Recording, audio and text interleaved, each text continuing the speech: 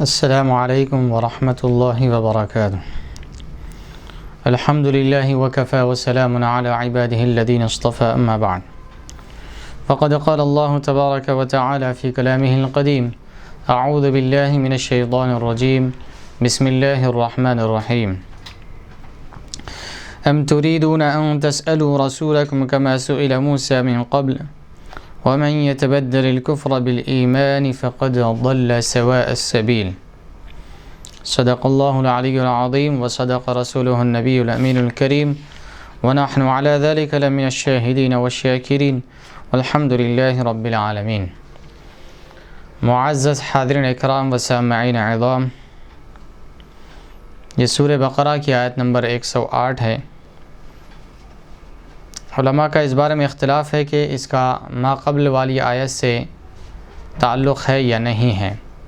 اس کو صاحب تفسیر ما قبل یعنی اس سے پہلی والی آیت سے اس کا ربط، کنیکشن، تعلق ہے یا نہیں ہے، اس بارے میں آگے صاحب تفسیر تفصیل کے ساتھ ذکر کر رہے ہیں۔ تو آئیے اس آیت کریمہ کا ترجمہ اور تفسیر سماعت فرمائیں گے۔ بسم اللہ الرحمن الرحیم۔ ام تريدون ان تسألوا رسولکم کما سئل موسى من قبل، کیا تم یہ چاہتے ہو کہ پوچھے اپنے رسول سے ایسے سوال جیسے موسیٰ علیہ السلام سے پوچھے گئے اس سے پہلے۔ ومن يتبدل الكفر بالایمان فقد ضل سواء السبیل، اور جو بدل لیتا ہے کفر کو ایمان سے وہ قسمت کا مارا تو بھٹک گیا سیدھے راستے سے۔ یہ آیت کا ترجمہ ہوا، اس میں رب ذوالجلال فرما رہا ہے ام تريدون ان تسألوا رسولکم، کیا تم چاہتے ہو کہ تم اپنے رسول سے یعنی حضور پاک صلی اللہ علیہ وسلم سے سوال کرے، پوچھے، کما سئل موسیٰ من قبل، جیسے کہ موسیٰ علیہ السلام سے سوالات کیے گئے تھے اس سے پہلے، یعنی حضور پاک صلی اللہ علیہ وسلم سے پہلے جیسا موسیٰ علیہ السلام سے سوالات کیے گئے تھے، کیا تم بھی ویسے ہی سوالات کر رہے ہو اپنے رسول سے یعنی حضور پاک صلی اللہ علیہ وسلم سے، محمد مصطفیٰ صلی اللہ علیہ وسلم سے۔ وَمَن يَتَبَدَّلِ الْكُفْرَ بِالْإِيمَانِ، اور جو کوئی تبدیل کر دے اور جو کوئی بدل لیتا ہے کفر کو ایمان سے، اور جو کوئی کفر کو ایمان سے بدل لیتا ہے یعنی ایمان کے بجائے کفر کو اختیار کر لیتا ہے، ایمان لینے کے بجائے ایمان کے بدلے میں کفر حاصل کر لیتا ہے، پیغمبروں کی تکذیب کر کر، ان کو جھٹلا کر یا ان کی نبوت و رسالت کا انکار کر کے، تو رب ذوالجلال فرما رہا ہے فقد ضل سواء السبیل، تحقیق کہ وہ سیدھا راستہ بھٹک گیا ہے۔ آئیے اس آیت کریمہ کا شان نزول کیا ہے اور اس کی تفسیر کیا ہے ملاحظہ فرماتے ہیں۔ ابن ابی حاتم نے سعید اور عکرمہ کی سند سے حضرت ابن عباس رضی اللہ تعالی عنہما سے روایت کیا ہے کہ رافع بن حرملہ اور وہب بن زید نے رسول اللہ صلی اللہ علیہ وسلم سے کہا، اے محمد صلی اللہ علیہ وسلم، آپ ہمارے پاس ایسی کتاب لائیں جو آپ ہم پر آسمان سے اتار لائیں، یعنی آپ ہمارے پاس ایسی کتاب لائیں جو آسمان سے، جیسے تورات اتاری گئی تھی مکمل کتاب، انجیل اتاری گئی تھی، جسے ہم پڑھیں، یعنی آپ مکمل کتاب لا لیں آسمان سے، ہم جس کو پڑھ سکتے ہیں ایسی کتاب لائیں، یا ہمارے لیے زمین سے چشمے روانہ کر دیں، یعنی زمین سے چشمے بہا دیں آپ، تاکہ ہم آپ کی اتباع کریں، یعنی آپ کی اتباع کریں، آپ پر ایمان لائیں اور آپ کی تصدیق کریں۔ تو اللہ تعالیٰ نے یہ آیت کریمہ نازل فرمائی، کیا تم اپنے رسول سے ایسے سوالات پوچھتے ہو کہ جیسا کہ موسیٰ علیہ السلام سے پوچھا گیا تھا، یعنی موسیٰ علیہ السلام سے بنی اسرائیل نے، یہود نے کیسے کیسے سوالات کیے تھے کہ ان کو مقام تیہ میں 40 سال گزارنا پڑا، وہاں پر اللہ تعالیٰ نے منہ اور سلوہ نازل کیا، پھر اس کے بعد انہوں نے پھر موسیٰ علیہ السلام سے کے بارگاہ میں معروضہ رکھا کہ ہم یہ کھا کر اب بیزار ہو گئے، اب ہم پیاز، ادرک، لہسن، یہ ترکاری وغیرہ اس کا مطالبہ کرتے ہیں۔ تو رب ذوالجلال نے پھر فرمایا جاؤ زمین کھیتی باڑی کرو، وہاں پر تمہیں یہ سب ملے گا۔ الغرض بار بار کا ان کا مطالبہ یا انکار، جس کے سبب ان کے سروں پر پہاڑ لا کر کھڑا کر دیا گیا کہ اللہ کے نازل کردہ احکام کو قبول کر لو، ورنہ تمہارے سروں پر یہ پہاڑ گرا دیا جائے گا اور تمہیں ہلاک کر دیا جائے گا۔ اور انہوں نے مطالبہ کیا کہ ہم اللہ تعالیٰ کو علانیہ طور پر دیکھنا چاہتے ہیں، سر کی آنکھوں سے دیکھنا چاہتے ہیں، اللہ تعالیٰ کا دیدار کرنا چاہتے ہیں۔ الغرض بے تکے اور بے جا سوالات اور اعتراضات اور مطالبات ان کے یہود کے اور بنی اسرائیل کے موسیٰ علیہ السلام سے تھے۔ تو رب ذوالجلال حضور پاک صلی اللہ علیہ وسلم سے جب انہوں نے ایسے ہی مطالبات کیے تو رب ذوالجلال نے ان سے فرما رہا ہے کیا تم ایسے ہی سوالات کرو گے محمد مصطفیٰ صلی اللہ علیہ وسلم سے، اپنے رسول سے، جیسا قوم موسیٰ نے موسیٰ علیہ السلام سے سوالات کیے تھے کہ تمہارا یہ سوال کرنا، یہ مطالبہ کرنا کہ تم آسمان سے کتاب نازل کر کے لاؤ اور زمین سے پانی کے چشمے بہا دو، تو یہ دیکھ کر ہم ایمان لائیں گے، آپ کی تصدیق کریں گے، آپ کی اتباع کریں گے۔ یہ تمہارے مطالبات قابل قبول نہیں ہیں۔ آئیے اس کی تفسیر ملاحظہ فرماتے ہیں۔ امام بغوی رحمۃ اللہ علیہ فرماتے ہیں کہ یہ یہود کے حق میں نازل ہوئی جب انہوں نے آپ صلی اللہ علیہ وسلم سے مطالبہ کیا کہ تم بھی ایک مرتبہ اکٹھی کتاب ہمارے پاس لاؤ جیسے موسیٰ علیہ السلام لائے تھے۔ یعنی یہود نے یہ مطالبہ کیا تھا کہ اے محمد صلی اللہ علیہ وسلم آپ ہمارے پاس ایسی کتاب لائیں جیسے موسیٰ علیہ السلام اکٹھی کتاب لائے تھے، آپ بھی ویسا اکٹھی کتاب لائیں، ہم آپ پر ایمان لائیں گے۔ بعض علماء فرماتے ہیں تو رب ذوالجلال نے یہ ان کے رد میں، ان کے جواب میں آیت نازل فرمائی۔ بعض علماء فرماتے ہیں کہ مشرکین کے حق میں نازل ہوئی ہے، بعض علماء فرماتے ہیں یہود کے حق میں نازل ہوئی، اور بعض علماء کا یہ کہنا ہے کہ یہ مشرکین کے حق میں نازل ہوئی جب انہوں نے کہا تھا لن نؤمن لرقیک حتی تنزل علینا کتابا نقرأ، بلکہ ہم تو اس پر بھی ایمان نہ لائیں گے کہ آپ آسمان پر چڑھیں یہاں تک کہ اتار لائیں ہم پر ایک کتاب جسے ہم پڑھیں۔ تو مشرکین نے یہ کہا تھا کہ اگر آپ آسمان پر چڑھ کر کتاب لائیں جسے ہم پڑھیں تو ایسی اگر کتاب لائیں گے تب بھی ہم ایمان نہیں لائیں گے۔ لن نؤمن لرقیک حتی تنزل علینا کتابا نقرأ، بلکہ ہم تو اس پر بھی ایمان نہ لائیں گے کہ آپ آسمان پر چڑھیں یہاں تک کہ اتار لائیں ہم پر ایک کتاب جسے ہم پڑھیں۔ ابن جریر مجاہد سے نقل کیا ہے کہ قریش نے محمد صلی اللہ علیہ وسلم سے سوال کیا کہ صفا پہاڑ کو ہمارے لیے سونا بنا دو، یہ ان کا ایک مطالبہ تھا کہ صفا پہاڑ کو سونا بنا دو۔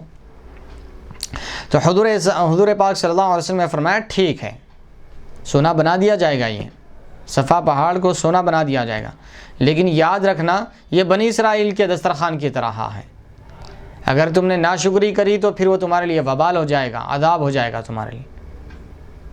تو حضور پاک صلی اللہ علیہ وسلم نے ان کے مطالبے پر فرمایا ٹھیک ہے، اور یہ تمہارے لیے بنی اسرائیل کے دسترخوان کی طرح ہوگا اگر تم نے ناشکری کی، اگر تم نے ناشکری کی تو بنی اسرائیل کے دسترخوان کی طرح ہوگا۔ یعنی بنی اسرائیل کے لیے جو آسمان سے دسترخوان اترتا تھا اللہ تبارک و تعالیٰ کی بارگاہ سے منّ اور سلویٰ، لیکن جب انہوں نے ناشکری کی اور اس کو ذخیرہ کرنا شروع کر دیا تو رب ذوالجلال نے اس نعمت کو اللہ تعالیٰ نے سلب کر دیا، ختم کر دیا، دور فرما دیا۔ تو اگر تم اس معجزے کو دیکھنے کے باوجود اگر تم تصدیق نہیں کرو گے یا ناشکرہ پنا کرو گے تو پھر یہ بھی نعمت تم سے چھن جائے گی، یا اللہ تعالیٰ کی طرف سے تم پر عذاب بھی نازل ہو سکتا ہے۔ جیسے کہ جب انہوں نے ان کے مطالبات پورے کیے جانے کے باوجود انہوں نے اللہ کے احکامات اور رسول کے اللہ تعالیٰ کی طرف سے بھیجے ہوئے پیغامات کا ماننے سے انکار کر دیا، اس پر عمل کرنے سے پیچھے رہے، تو رب ذوالجلال نے ان کے سروں پر پہاڑ لا کر رکھ دیا کہ اب تم ان چیزوں کو قبول کرنا ورنہ تمہارے سروں پر پہاڑ ڈال دیا جائے گا اور تمہیں کچل کر رکھ دیا جائے گا۔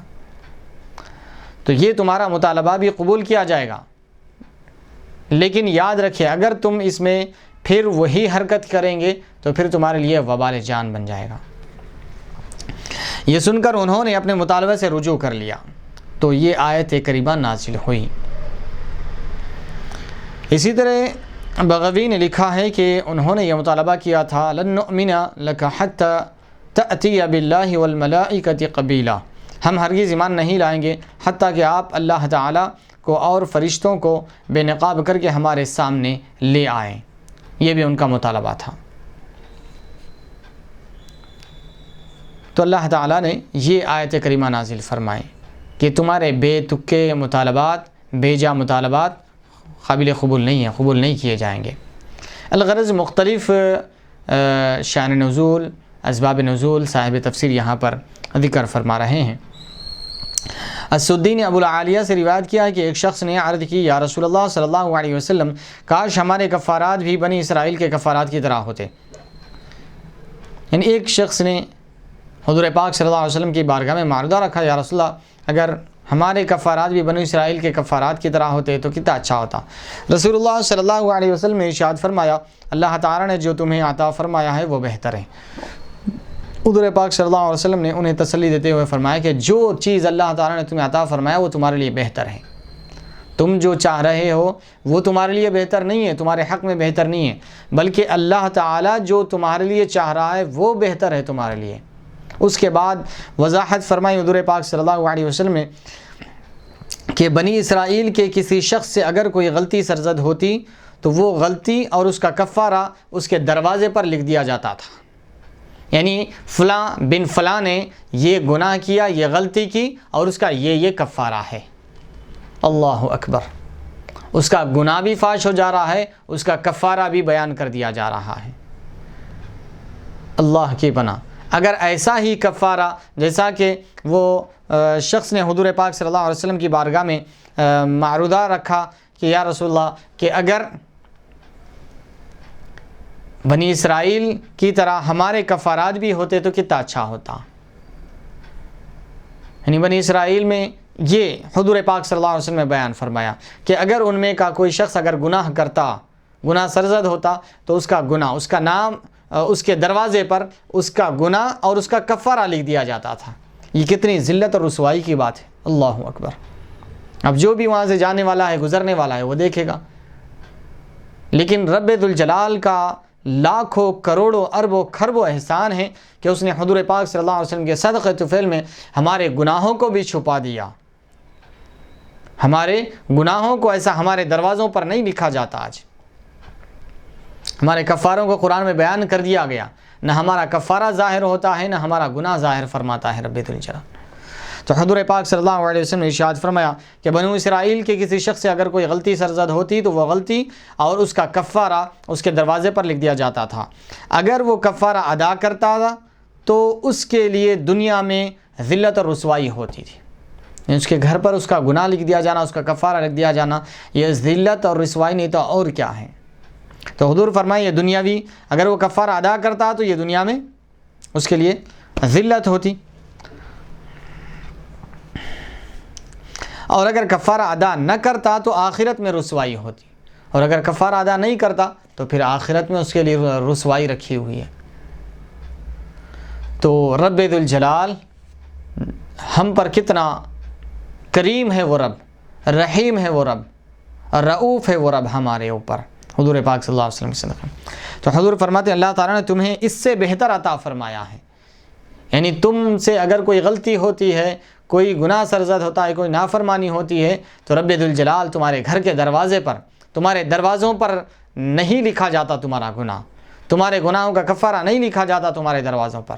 کتنا بڑا کرم ہوا تمہارے اوپر رب ذوالجلال کا. تو یہ چیز تمہارے لیے بہتر ہے یا تمہارے گھروں پر تمہارے گناہ لکھ دیے جائے اور تمہارے گناہوں کا کفارہ لکھ دیا جائے، وہ بہتر ہے. تو حضور پاک صلی اللہ علیہ وسلم فرما رہے ہیں کہ یہ جو چیز اللہ تعالیٰ نے تمہارے لیے دیا ہے وہ بہتر ہے. بے جا کے مطالبات مت کرو، بے جا کے مطالبات، غلط سلط مطالبات مت کرو، غلط سلط تمنائیں اور خواہشوں کا اظہار مت کرو. جو اللہ اور اس کا رسول دے، وما آتاکم الرسول فخذوہ وما نہاکم عنہ فانتہوا، جو اللہ اور اس کے رسول تمہیں، ما آتاکم الرسول فخذوہ، جو کچھ تمہیں اللہ کے رسول عطا کرے وہ لے لو، دل و جان سے لے لو. وما نہاکم عنہ فانتہوا، اور جس کسی چیز سے رسول اللہ صلی اللہ علیہ وسلم تمہیں منع کرے، روکے، اس سے بطیب خاطر خوش دلی کے ساتھ رک جاؤ، رک جاؤ، باز آ جاؤ ان چیزوں سے. پھر حضور پاک صلی اللہ علیہ وسلم نے ارشاد فرمایا کہ من یعمل سوءا او یظلم نفسه ثم یستغفر اللہ یجد اللہ غفورا الرحیما۔ اللہ اکبر۔ پھر حضور پاک صلی اللہ علیہ وسلم نے ارشاد فرمایا کہ من یعمل سوءا، جو کوئی برائی کرے، او یظلم نفسه، یا اپنے نفس پر ظلم کرے یعنی گناہ سرزد ہو جائے اس سے، ثم یستغفر اللہ، پھر وہ اللہ کی بارگاہ میں استغفار کرے، توبہ کرے، رجوع الی اللہ کرے، یجد اللہ غفورا رحیما، تو وہ اللہ تبارک و تعالیٰ کو پائے گا بخشنے والا، گناہ کو میٹ دینے والا اور اس پر رحم و کرم فرمانے والا اللہ کو پائے گا وہ۔ اللہ اکبر، کتنا رحیم و کریم اور غفور ہے رب وہ، کہ دوسری امتوں کو تو یہ احوال تھے، ان کے یہ کفارات تھے، ان کے ساتھ ایسا معاملہ تھا رب کریم کا، لیکن حضور پاک صلی اللہ علیہ وسلم کی امت کے ساتھ حضور کے تصدق میں، حضور کے صدقے میں رب ذوالجلال فرما رہا ہے کہ جو کوئی برائی کرے یا اپنے نفس پر ظلم کرے، گناہ سرزد ہو جائے اور وہ اللہ سے توبہ و استغفار کر لے تو وہ اللہ کو غفور اور رحیم پائے گا۔ وہ رب ذوالجلال تمہارے گناہوں کو تمہارے دروازوں پر نہیں لکھ دے گا، تمہارے کفارات کو تمہارے دروازے پر نہیں لکھے گا، تمہیں دنیا میں ذلت اور رسوا نہیں کرے گا۔ اللہ اکبر۔ یہاں پر ایک بخاری شریف کی حدیث پاک مجھے یاد آ رہی ہے، وہ آپ کے سامنے گوشہ گزار کر دوں۔ کتنا رحیم و کریم ہے رب ذوالجلال۔ حضور پاک صلی اللہ علیہ وسلم نے ارشاد فرمایا کہ یہ اسی سے تعلق رکھتی ہے، وہ حدیث شریف اسی مضمون سے تعلق رکھتی ہے، اس لیے یہاں پر ذکر کرنا مناسب سمجھ رہا ہوں کہ حضور پاک صلی اللہ علیہ وسلم نے ارشاد فرمایا، جب قیامت کے دن بندوں کے درمیان اللہ تبارک و تعالیٰ فیصلے فرمائے گا، جب اللہ تعالیٰ فیصلے فرمائے گا، نیکوکاروں کو نیکیاں دی جائے گی، گناہ گاروں کو ان کے گناہوں کی سزا دی جائے گی، جنتیوں کا فیصلہ ہوگا، جہنمیوں کا فیصلہ ہوگا۔ اسی دوران اہل ایمان جب حساب و کتاب کے لیے اللہ کی بارگاہ میں حاضر ہوں گے تو حدیث پاک میں آتا ہے کہ رب ذوالجلال بندے سے فرمائے گا ذرا قریب آ۔ جب پردے رحمت سے وہ قریب آئے گا تو اور قریب آنے کے لیے فرمائے گا رب ذوالجلال۔ جب وہ قریب آ جائے گا تو رب ذوالجلال اس سے سوال کرے گا، اس کے کان میں فرمائے گا کہ بندے کیا تو نے یہ گناہ نہیں کیا تھا؟ بندہ اپنے گناہوں کا اعتراف کرے گا، مومن بندہ اپنے گناہوں کا اعتراف کرے گا۔ پھر رب ذوالجلال فرمائے گا کیا تو یہ گناہ نہیں کیا تھا؟ بندہ پھر اعتراف کرے گا اور ندامت کا اظہار کرے گا، ہاں باری اللہ میں نے یہ گناہ کیا۔ پھر اس کے اور گناہوں کا تذکرہ ہوگا، وہ اپنے گناہوں کا تذکرہ سننے کے بعد اس کا اعتراف کرے گا اور ندامت پشیمانی سے وہ پشیمانی کا اظہار کرے گا تو رب ذوالجلال فرمائے گا اے بندے جس طریقے سے میں نے دنیا میں تیرے گناہوں پر پردہ ڈال دیا ہے، جا آج بھی تیرے گناہوں پر پردہ ڈال دیتا ہوں، تجھے معاف کر دیتا ہوں۔ اللہ اکبر۔ یہ ہے رب ذوالجلال کا رحم و کرم امت محمدیہ صلی اللہ علیہ وسلم کے ساتھ۔ قربان جائیں حضور پاک صلی اللہ علیہ وسلم کی ذات گرامی پر، رب ذوالجلال کی رحمت پر ہماری ہزاروں جانیں قربان، ہم اس کے دین کے لیے قربان، ہم اس کی رحمت پر قربان۔ اللہ اکبر۔ کیسا رحیم و کریم ہے وہ رب جو امت محمدیہ پر اتنا رحم و کرم فرما رہا ہے۔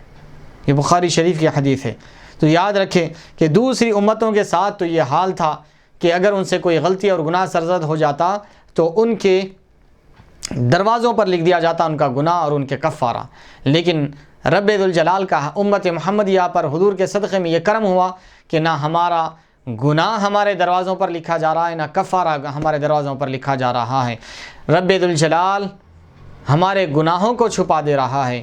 اے اہل ایمان، اے مسلمانوں، اے مومنوں، رب ذوالجلال کی بارگاہ کی طرف آؤ، رب کی طرف دوڑو، ففروا الی اللہ، اللہ کی طرف دوڑو، اللہ کی طرف دوڑو اور اللہ کی طرف دوڑو کہ رب ذوالجلال کتنا رحیم و کریم ہے، کتنا رحم و کرم فرمانے والا ہے کہ ہم سے گناہ بھی ہو رہے ہیں تو رب ذوالجلال اس پر پردہ ڈال رہا ہے۔ تو یہ رب ذوالجلال کا رحم و کرم ہے۔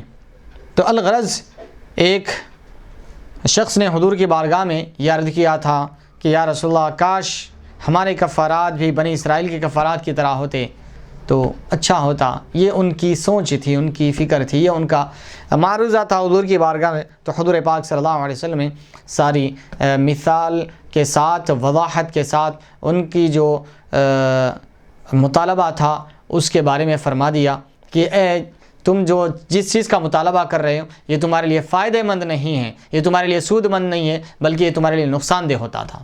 تمہارے لیے دنیا میں بھی ذلت و رسوائی ہوتی تھی، آخرت میں بھی ذلت و رسوائی ہوتی تھی. اگر دنیا میں ادا کر دیے تو دنیا میں ذلت، اور اگر ادا نہ کرے تو پھر آخرت میں تمہارے لیے ذلت و رسوائی کا سبب ہوتا. یہ کیسے مطالبات کر رہے ہیں؟ تو رب ذوالجلال نے وہ آیت کریمہ نازل فرمائی، ام تريدون ان تسألوا رسولکم کما سئل موسیٰ من قبل. کیا تم اپنے رسول سے ایسے مطالبات، ایسے سوالات کرنے لگے ہو جیسا کہ اس سے قبل موسیٰ علیہ السلام سے سوالات کیے گئے؟ اللہ اکبر. یہ آیت رب ذوالجلال نے نازل فرمائی. وَمَن يَتَبَدَّلِ الْكُفْرَ بِالْإِيمَانِ فَقَدْ ضَلَّ سَوَاءَ السَّبِيلِ. جو کوئی بدل لیتا ہے کفر کو ایمان سے، وہ قسمت کا مارا، وہ بیچارہ صحیح راستے سے بھٹک گیا ہے، راہ راست سے ہٹ گیا ہے. تو رب ذوالجلال نے ہم پر یہ رحم اور کرم فرمایا کہ اس کا جتنا بھی شکر بجا لائق کام ہے، نہ ہماری پیشانیوں پر ہمارا گناہ لکھا جا رہا ہے، نہ ہمارے دروازوں پر ہمارا گناہ لکھا جا رہا ہے. اللہ اکبر. اللہ کا لاکھ لاکھ شکر ہے. تو صاحب تفسیر اس آیت کا ترجمہ فرما رہے ہیں، جو شخص کر بیٹھے برا کام یا ظلم کرے اپنے آپ پر، پھر مغفرت مانگے اللہ تعالیٰ سے، تو پائے گا اللہ تعالیٰ کو بڑا بخشنے والا اور رحم فرمانے والا. پھر 5 نمازیں ہیں. ایک نماز سے دوسرے نماز کے درمیان جو گناہ ہوتے ہیں، حضور پاک صلی اللہ علیہ وسلم نے فرمایا کہ اس کے گناہ معاف کر دیے جاتے ہیں. اور ایک حدیث پاک میں حضور پاک صلی اللہ علیہ وسلم نے مثال دے کر بیان فرمایا کہ ایک شخص ہے جس کے گھر کے سامنے سے ایک نہر جا رہی ہے.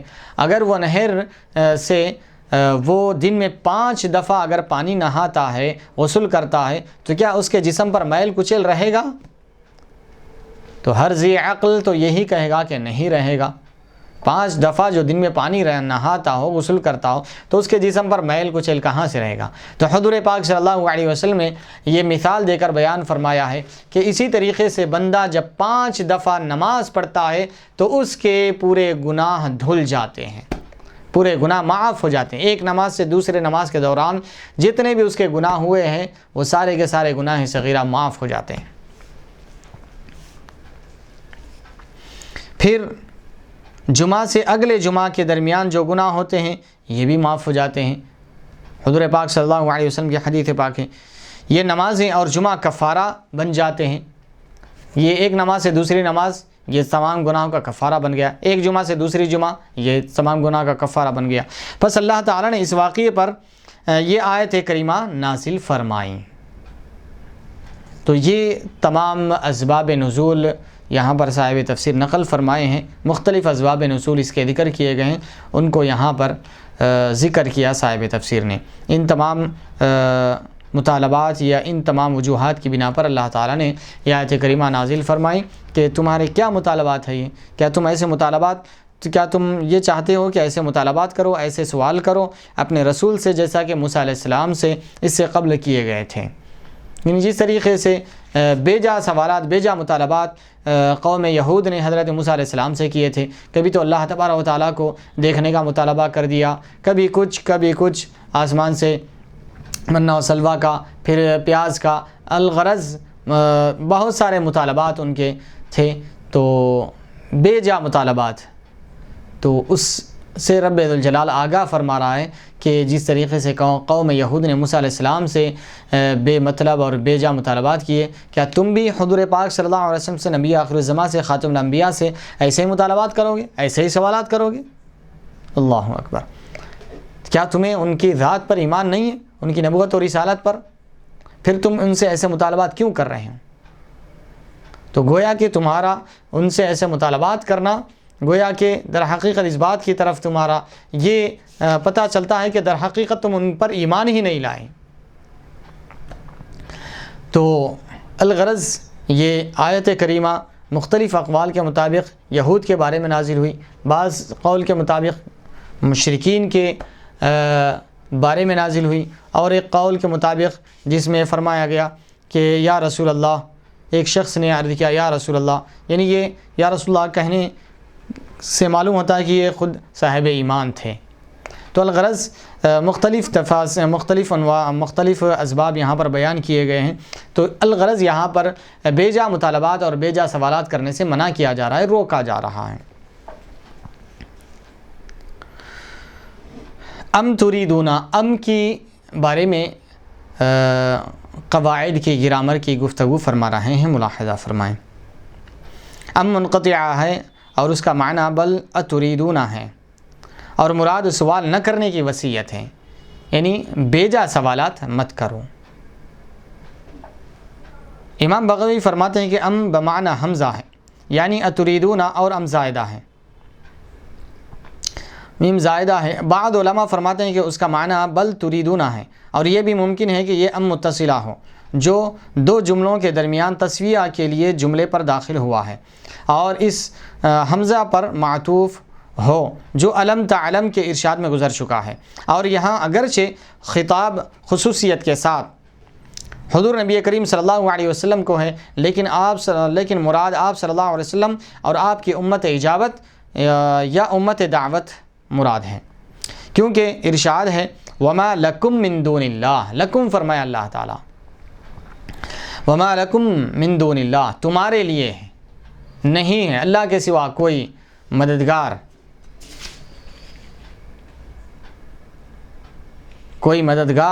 کوئی ولی، کوئی مددگار نہیں ہے۔ تو یہ لکم یہاں پر فرمایا کہ اگر خطاب حضور پاک صلی اللہ علیہ وسلم کو ہی ہوتا تو پھر وما لکا ہونا چاہیے تھا۔ تو اس سے لکم سے پتہ چلتا ہے کہ علم تعلم کا جو خطاب ہے یہ حضور پاک صلی اللہ علیہ وسلم کی وساطت سے آپ کی امت کو کیا گیا ہے، آپ کی امت دعوت یا امت اجابت کو کیا گیا ہے، کیونکہ ارشاد وما لکم من دون اللہ، اور خطاب صرف نبی کریم صلی اللہ علیہ وسلم کو کرنے میں یہ حکمت ہے کہ آپ صلی اللہ علیہ وسلم تمام افراد انسان سے زیادہ عالم ہیں۔ انہیں خطاب آپ صلی اللہ علیہ وسلم کو اس لیے کیا گیا کہ آپ تمام افراد انسان میں سب سے زیادہ علم رکھنے والے ہیں، اور تمام لوگوں کے علم کے مبدا ہے، یعنی اصل ہے، بنیاد ہے۔ آپ صلی اللہ علیہ وسلم کی ذات اطہر علم کا مبدا اور چشمہ اور بنیاد ہے۔ تقدیر عبارت یوں ہوگی الم تعلموا ان اللہ لہ ملک السماوات والارض، یعنی کیا تم نہیں جانتے کہ اللہ تعالیٰ کے لیے ہے آسمان اور زمین کی بادشاہی، اور وہ تمام اشیاء پر قادر ہے، حکم دیتا ہے اپنے منشے کے مطابق اور منع کرتا ہے اپنی حکمت بالغہ کے باعث جیسے چاہتا ہے۔ یا تم جانتے ہو یہ کچھ اور پھر سوال کرنے کی جرأت کرتے ہو، جیسا کہ یہود نے موسیٰ علیہ السلام پر اپنی تجویزیں اور سوالات پیش کیے تھے۔ یہ معنی تب درست ہوگا جب ان دونوں آیتوں کا نزول یک بارگی ایک واقعے کے متعلق ہو، لیکن شأن نزول کے اختلاف کی صورت میں یہ معنی درست نہ ہوگا، یعنی یہ الم تعلم ان اللہ علی کل شیء قدیر، الم تعلم ان اللہ لہ ملک السماوات والارض وما لکم من دون اللہ من ولی ولا نصیر ام تریدون ان تسألوا رسولکم کما سئل موسیٰ من قبل۔ یعنی آیت نمبر 107 اور آیت نمبر 108 یہ دونوں آیتوں کا اگر نزول ایک ساتھ ہوا تو یہ جو بیان کیا جا رہا ہے ام متصلہ ہوگا، یہ معنی ہوں گے، یہ مطلب ہوگا، تو یہ معنی اس وقت درست ہوں گے، لیکن اگر ام منقطعہ ہوگا تو پھر یہ معنی یہ مطلب لینا درست نہیں ہے، کیونکہ دونوں آیتیں مختلف ہیں، دونوں کا شأن و نزول الگ الگ بیان کیا جا رہا ہے، تو اس لیے یہ یہاں پر فرما رہے ہیں کہ یہ معنی اس وقت درست نہیں ہوں گے، کیونکہ دونوں آیتوں کا شأن و نزول الگ الگ ہے، مختلف ہے، جدا گانا ہے۔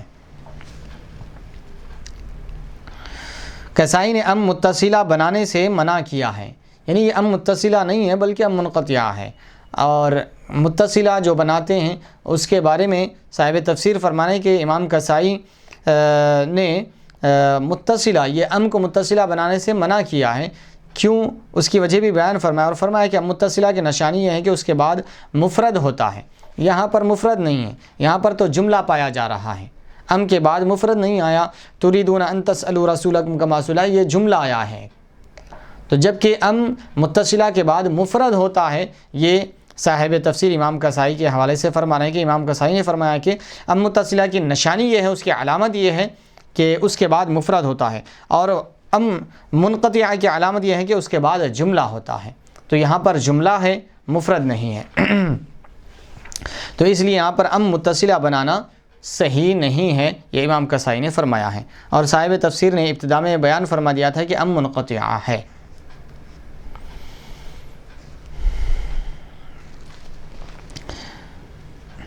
کما سئل موسیٰ من قبل، جیسے کہ موسیٰ علیہ السلام سے اس سے ما قبل، اس سے پہلے قوم موسیٰ یعنی یہود نے، بنی اسرائیل نے موسیٰ علیہ السلام سے سوال کیا تھا، مطالبات کیے تھے، کیا ہے اس کی تفسیر فرمائے۔ موسیٰ علیہ السلام سے قوم نے یہ سوال کیا تھا، ارنا اللہ جہرتاً، ہمیں اللہ تعالیٰ ظاہر طور پر، علانیہ طور پر دکھائیے، ہم اللہ تعالیٰ کو دیکھنا چاہتے ہیں دنیا میں۔ یہ مطالبہ یہود نے، بنی اسرائیل نے حضرت موسیٰ علیہ السلام سے کیا کہ ہم اللہ تعالیٰ کو علانیہ دیکھنا چاہتے ہیں، ہمیں بتائیے آپ اللہ تعالیٰ کو۔ تو ایسے سوالات کیا تم بھی کرنے لگ گئے؟ یعنی جس نے ایمان کیا، وَمَنْ يَتَبَدَّلِ الْكُفْرَ بِالْإِيمَانِ فَقَدْ ضَلَّ سَوَاءَ السَّبِيلِ، اس کی تفسیر فرما رہے ہیں، یعنی جس نے ایمان کے بدلے کفر کو چاہا، یعنی آیات بینات پر اعتماد و یقین نہ کیا اور اس کے بارے میں شکوک و شبہات میں مبتلا رہا اور اپنی طرف سے تجاویز پیش کی، تو وہ راہ راست سے بھٹک گیا۔ یعنی آیات بینات جو اللہ تعالیٰ نے حضور پاک صلی اللہ علیہ وسلم پر نازل فرمایا، اس پر اعتماد، اس پر یقین کرنے کے بجائے اس پر شکوک و شبہات میں مبتلا ہو گیا اس بارے میں، اور اپنی طرف سے تجاویز پیش کرنا شروع کر دیا، تو در حقیقت وہ راہ راست سے بھٹک گیا۔ مطلب یہ ہے کہ بیجا سوال نہ کرو ورنہ گمراہ ہو جاؤ گے۔ تو یہاں تک اس آیت کریمہ کی تفسیر مکمل ہوئی۔ اب اس کے بعد والی آیت کی تفسیر اور اس کا شان نزول صاحب تفسیر یہاں پر بیان فرما رہے ہیں، آئیے اس کو بھی ملاحظہ فرماتے ہیں۔ بسم اللہ الرحمن الرحیم۔ وَدَّ كَثِيرٌ مِّنْ أَهْلِ الْكِتَابِ لَوْ يَرُدُّونَكُمْ مِّن بَعْدِ إِيمَانِكُمْ كُفَّارًا حَسَدًا مِّنْ عِندِ أَنفُسِهِم مِّن بَعْدِ مَا تَبَيَّنَ لَهُمُ الْحَقُّ فَاعْفُوا وَاصْفَحُوا حَتَّى يَأْتِيَ اللَّهُ بِأَمْرِهِ إِنَّ اللَّهَ عَلَى كُلِّ شَيْءٍ قَدِيرٌ۔ دل سے چاہتے ہیں بہت سے اہل کتاب کے کسی طرح پھر بنا دے تمہیں ایمان لانے کے بعد کافر۔ ان کی یہ آرزو بوجہ ان کے اس حسد کے ہے جو ان کے دلوں میں ہے۔ یہ سب کچھ اس کے بعد جب کہ خوب واضح ہو چکا ہے ان پر حق، بس اے غلامان مصطفیٰ معاف کرتے رہو اور درگزر کرتے رہو یہاں تک کہ بھیج دے اللہ تعالیٰ ان کے بارے میں اپنا حکم، بے شک اللہ تعالیٰ ہر چیز پر قادر ہے۔ آئیے اس آیت کریمہ کا شان نزول سماعت فرمائیں گے، پھر اس کی ترجمہ اور تفسیر ملاحظہ فرمائیں گے۔ امام بغوی رحمۃ اللہ علیہ فرماتے ہیں کہ یہودیوں کے ایک گروہ نے حضرت حذیفہ بن یمان اور عمار بن یاسر رضی اللہ تعالی عنہما کو جنگ احد کے بعد کہا کہ اگر تم حق پر ہوتے تو تمہیں کبھی شکست کا سامنا کرنا نہ پڑتا۔ یہ دو صحابہ کو یہود کے گروہ نے یہ کہا کہ جنگ احد کے بعد کہ اگر تم حق پر ہوتے تو پھر تمہیں کبھی شکست کا سامنا کرنا نہ پڑتا، اس لیے تم دونوں ہمارے دین کی طرف پلٹ کر آ جاؤ، ہمارے دین میں داخل ہو جاؤ۔ یہ یہودیوں نے کہا کیونکہ ہم تم سے زیادہ ہدایت کے راستے پر ہے، ہماری طرف لوٹ کر آ جاؤ تم۔ تو رب ذوالجلال نے یہ آیت کریمہ نازل فرمائی۔ کیا ارشاد فرمایا رب ذوالجلال؟ وَدَّ كَثِيرٌ مِّنْ أَهْلِ الْكِتَابِ، کہ بہت سے اہل کتاب یعنی یہود یہ چاہتے ہیں، ان کی خواہش ہے، ان کی آرزو ہے. لو یردونکم من بعد ایمانکم کفارا، کیا خواہش ہے ان کی؟ لو یردونکم، کہ وہ لوٹا دے، پھیر دے، تم کو، من بعد ایمانکم، تمہارے ایمان لانے کے بعد. کس طرف پھیر دے؟ کفارن، کافر بنا دے پھر تمہیں دوبارہ، کفر کی طرف تمہیں پھر دوبارہ لوٹا دے، پلٹا دے، پھیر دے، پھر تمہیں کافر بنا دے. کس وجہ سے بنانا چاہتے ہیں؟ حسدا من عند انفسہم، جو ان کے دلوں میں جو حسد کی آگ ہے، اس حسد کی بنا پر تمہیں ایمان کے بعد پھر کفر کی طرف لوٹانا چاہتے ہیں، کفر کی طرف پھیر دینا چاہتے ہیں. یہ بہت سارے اہل کتاب کی خواہش ہے، ان کی آرزو ہے. یہ من بعد ما تبین لهم الحق، باوجود اس کے کہ ان کے لیے حق ظاہر ہو گیا، واضح ہو گیا دلائل کے ذریعے. ان کو حق بات واضح ہونے کے باوجود یہ ان کی آرزو ہے، یہ تمنا ہے کہ تمہارے ایمان کے بعد تمہیں کفر کی طرف پھیرنا چاہتے ہیں. فاعفوا واصفحوا، ان کو معاف کر دو، درگزر کر دو. حتی یأتی اللہ بامرہ، یہاں تک کہ اللہ تبارک و تعالیٰ کی بارگاہ سے حکم آ جائے. اللہ کی جناب سے حکم جب تک نہیں آتا تم ان کو درگزر کر دو، معاف کر دو. ان اللہ علی کل شیء قدیر، بے شک اللہ تبارک و تعالیٰ ہر شے پر، ہر چیز پر قدرت رکھنے والا ہے.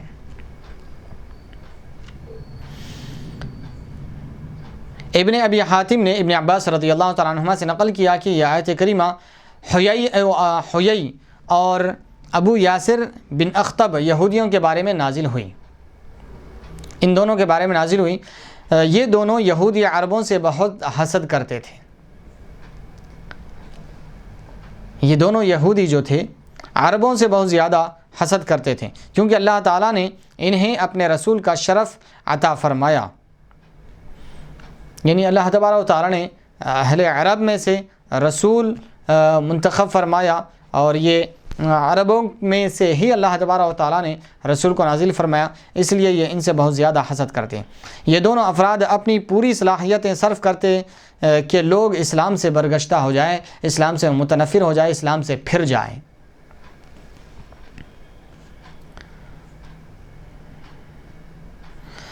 اب اس کے بعد کچھ گرامر کی قواعد کی گفتگو فرما رہے ہیں صاحب تفسیر.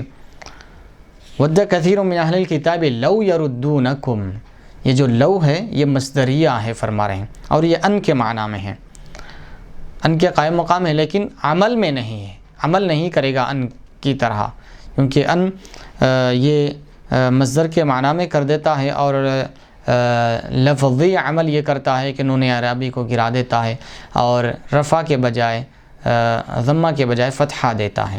تو فرما رہے ہیں کہ یہ ان کے قائم مقام ہے، لیکن عمل میں نہیں ہے، عمل کرنے میں نہیں ہے.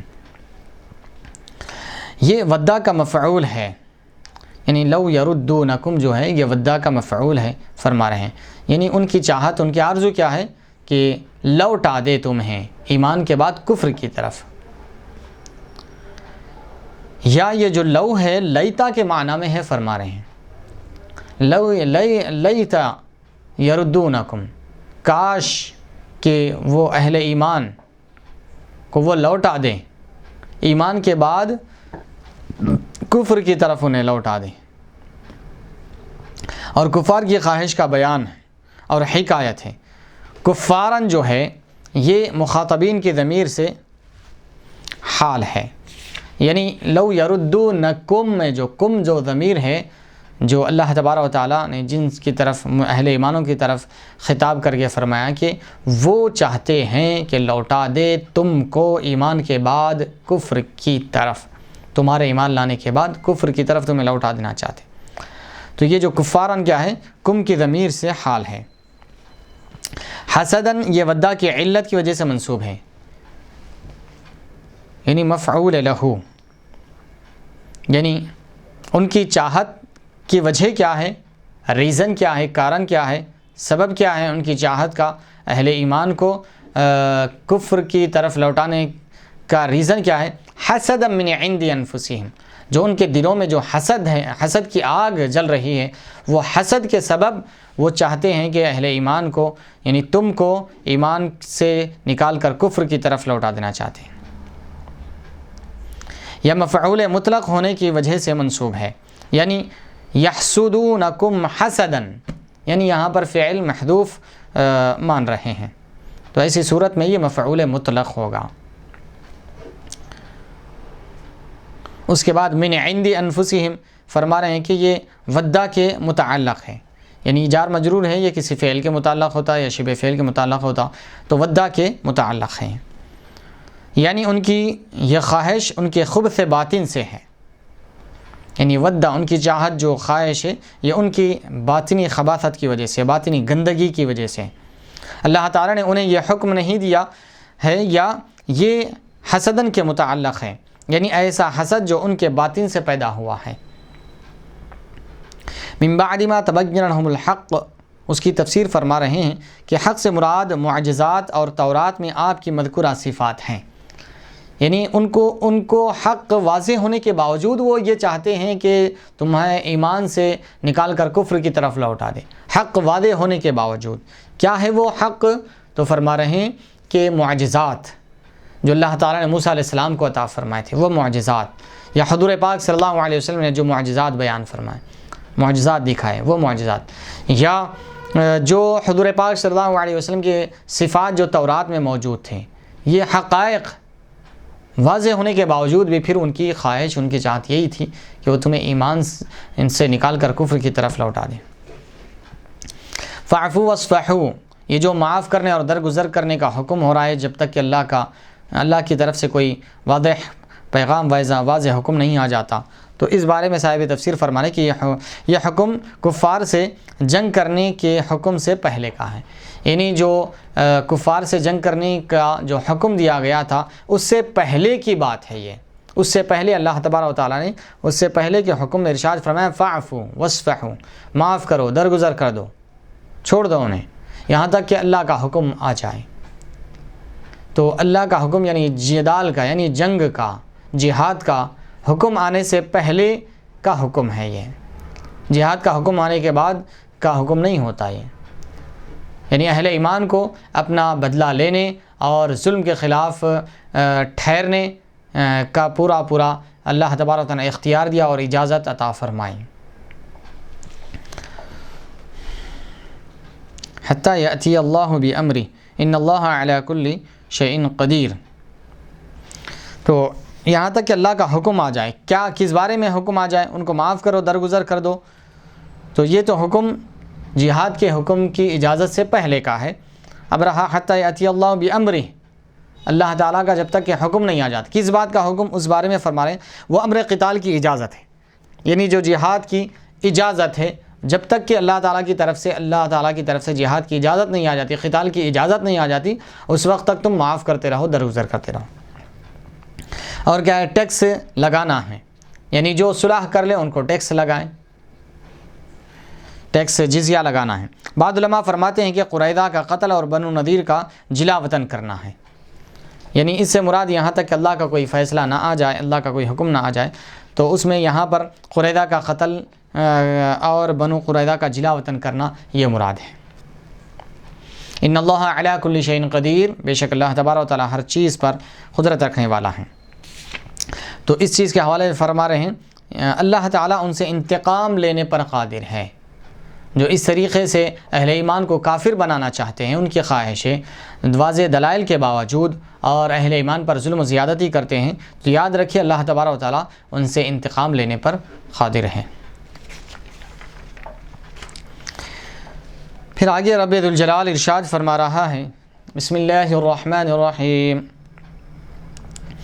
وَأَقِيمُوا الصَّلَاةَ وَآتُوا الزَّكَاةَ وَمَا تُقَدِّمُوا لِأَنفُسِكُم مِّن خَيْرٍ تَجِدُوهُ عِندَ اللَّهِ إِنَّ اللَّهَ بِمَا تَعْمَلُونَ بَصِيرٌ۔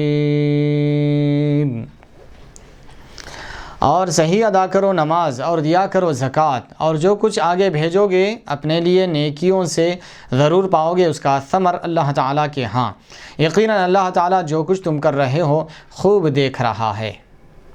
تو رب ذوالجلال اس آیت کریمہ میں واضح فرما رہا ہے کہ اہل ایمان کو اس بات کی تاکید کی جا رہی ہے کہ تم ان سے مت الجھو، نماز اچھی طریقے سے قائم کرو وآتوا الزکاۃ اور زکوٰۃ ادا کرتے رہو، وما تقدموا لانفسکم من خیر تجدوہ عند اللہ، اور جو کچھ تم اپنے نفسوں کے لیے، اپنے جانوں کے لیے، اپنے لیے پیش کرو گے، من خیر بھلائی، نیکیاں، اچھائی، تجدوہ عند اللہ تو ضرور بالضرور تم اللہ کی بارگاہ میں اس کا اجر، اس کا ثواب پاؤ گے، اس کا ثمر، اس کا پھل، اس کا بدلہ، اچھا بدلہ تم اللہ کی بارگاہ میں پاؤ۔ ان اللہ بما تعملون بصیر، بے شک اللہ تبارک و تعالی جو کچھ تم کر رہے ہو اس کو دیکھ رہا ہے۔ اب اس کی تفسیر فرما رہے ہیں حضرت قاضی ثناء اللہ پانی پتی رحمۃ اللہ تعالی علیہ۔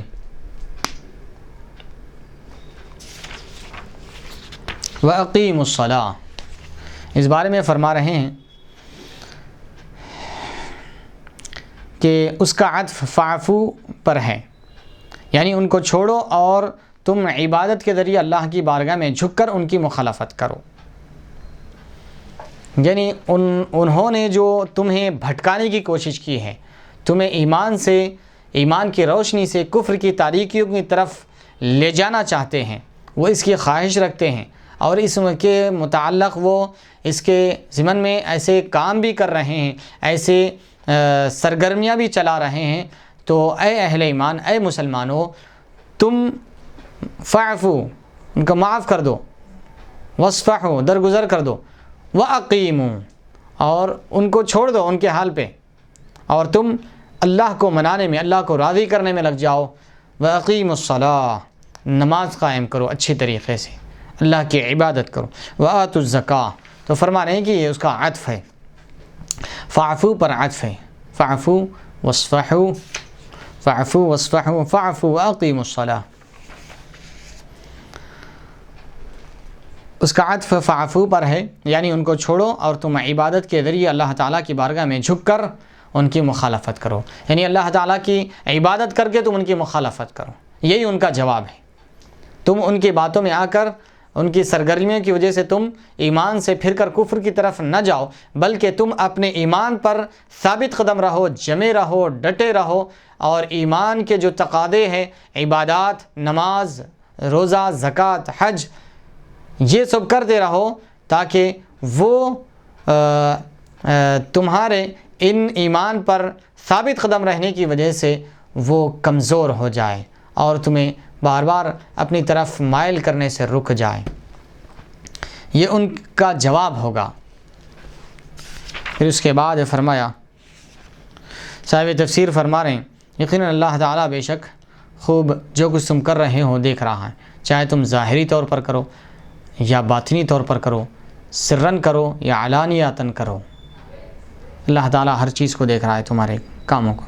نماز، روزہ اور اس کے علاوہ نیکیوں میں سے جو کچھ تم آگے بھیجو گے تو اس کا ثواب اللہ تعالیٰ کی بارگاہ میں پاؤ گے، وہ ہمہ بھی اور ہمہ داں سب کچھ دیکھ رہا ہے، یعنی وہ دیکھنے والا ہے، خوب دیکھنے والا ہے اور خوب جاننے والا ہے، سب کچھ وہ دیکھ رہا ہے، یعنی تمہارے اچھے کام، برے کام، اچھائیاں، برائیاں، عبادات، معاملات، ہر چیز کو وہ خوب اچھی طریقے سے دیکھ رہا ہے۔